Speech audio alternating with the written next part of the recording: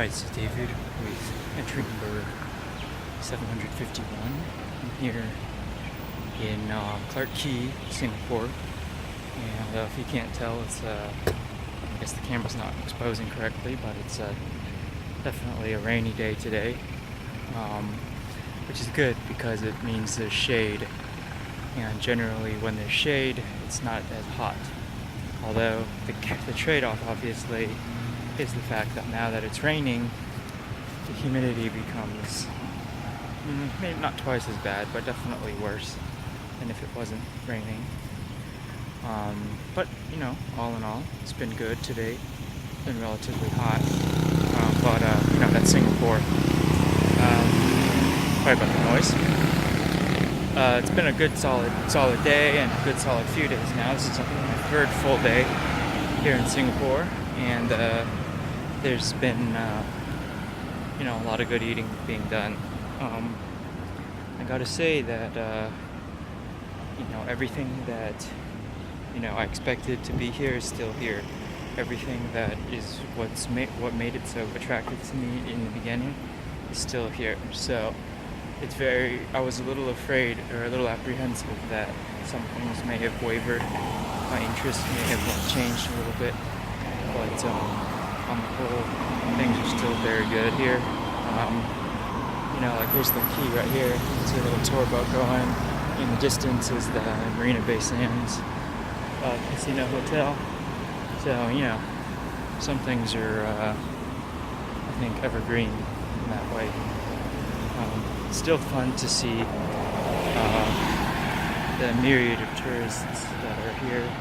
A ton of Japanese, a ton of Koreans. It's kind of a fun game that I've been having with myself, trying to spot the Koreans, because they, much more than any other, I think, ethnic group, they kind of stick out pretty painfully.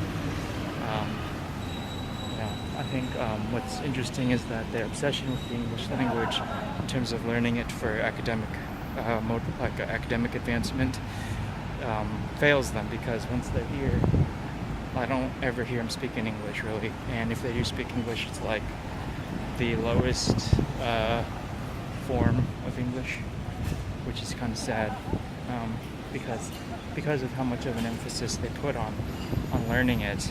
It's really kind of forgotten very quickly with most Koreans.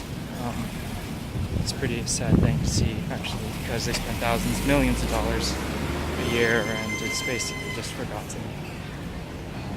Right here is to my right, to my left, is a very famous pork rib soup place. It does a very good soup if you ever get a chance. It's actually quite excellent. It's still raining a little bit, so I'm going to try and keep this quick so the camera doesn't get ruined. But overall, things are very good. I've been thinking a lot about how things here are, and that to a large extent, I'm pretty happy not knowing how things are run.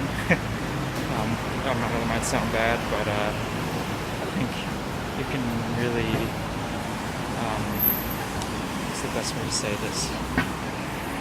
You can really enjoy a place a lot more when you remain ignorant on it, and especially places like in Asia, because they are so the governments are usually so not great that knowing less is more. And I know that sounds bad, but I think it's pretty true.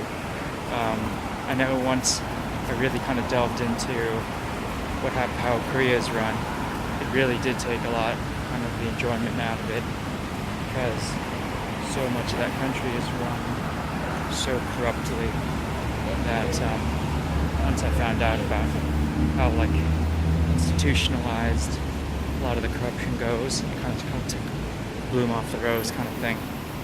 But other than that, it also is very fascinating to me to see the actual Koreans who are working here, and not just like tourists, because they habituate so quickly once they're out of Korean society.